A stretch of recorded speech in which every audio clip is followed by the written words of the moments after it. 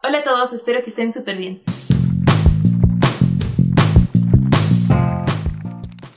En el mes de julio participé en 3 maratones de lectura.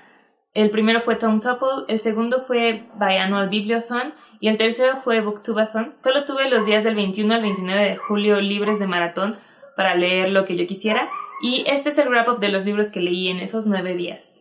Acabo de terminar de escuchar el audiolibro de Harry Potter and the Half-Blood Prince, narrado por Stephen Fry, y no importa cuántas veces lea o escuche este libro, siempre lloro porque es tan triste.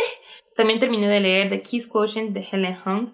Este libro sigue a una chica que tiene síndrome de Asperger, que siente la necesidad de contratar a un escort para practicar y mejorar sus habilidades sociales y sexuales. Y este es uno de esos libros cursis, y yo soy súper cursi, entonces me encantó porque este es uno de los que sí te hace sentir lo que están sintiendo los personajes. Y yo sé que normalmente describen esa sensación como mariposas en el estómago, pero a mí me pasa que cuando realmente siento estas relaciones en los libros, cuando realmente me llegan, lo siento en la planta de los pies. Yo no sé si sea la única que le pase eso, pero si siento ese cosquilleo en la planta de los pies, el libro está funcionando, entonces sí está haciendo que sienta algo. En este libro se van alternando los puntos de vista tanto de la chica como del chico, y la autora tiene también síndrome de Asperger, entonces el acercamiento a este tema es totalmente acertado y te hace comprender mejor cuáles son las dificultades por las que tienen que pasar día a día. Y me encantó este libro porque soy super cursi y me gustó verlo desde un punto de vista diferente del que yo no lo había visto antes, y poder comprender cómo se vive desde este otro lado y sumarle aparte más dificultades de las que ya tiene tener que llevar una vida, una relación con una pareja. Así que le di 4 estrellas en Goodreads. Bueno, y al de Harry Potter le di 5 estrellas.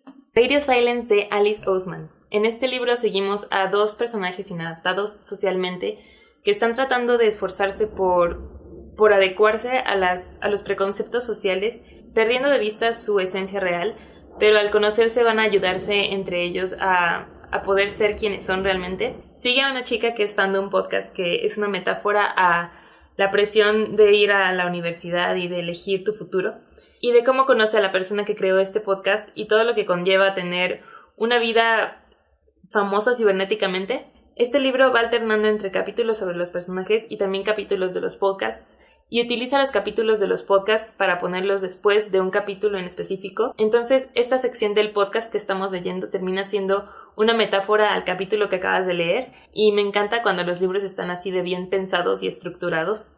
Seguimos una amistad hermosa a lo largo de este libro, y empieza de una forma muy divertida y ligera, pero poco a poco se va volviendo un libro más serio y empieza a tocar temas de depresión y de abuso parental, así que si son temas que no están preparados para leer, tal vez no lean este libro aún.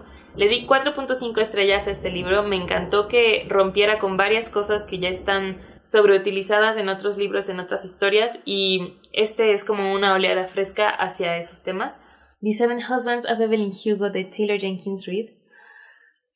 Es un libro que sigue a una actriz de Hollywood que está dispuesta a hacer lo que sea por las personas que ama y por conseguir lo que quiere en la vida, porque si algo nos deja este libro es que para conseguir lo que quieres tiene que haber un poco de suerte, pero más que nada tienes que ir tú por ello y tomarlo. Y de esta forma seguimos la vida de Evelyn desde mediados de los años 50 hasta la actualidad, y vemos todos los baches con los que se fue topando en la vida, pero también cómo los fue superando y cómo no se dejó vencer por nada y luchó por todo lo que quiso y por las personas que amó. Y los personajes de este libro son súper realistas, nada es blanco y negro, así que todos tienen sus tonalidades de grises, y eso es algo que me encanta en las historias porque es como la vida real. Y llegando al final de este libro se me salieron unas cuantas lágrimas y me encantó la complejidad de toda esta historia y de las relaciones que describe.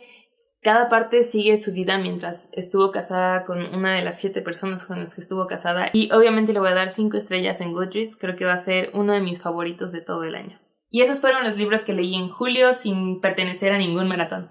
Gracias por ver este video y nos vemos en el próximo. Bye.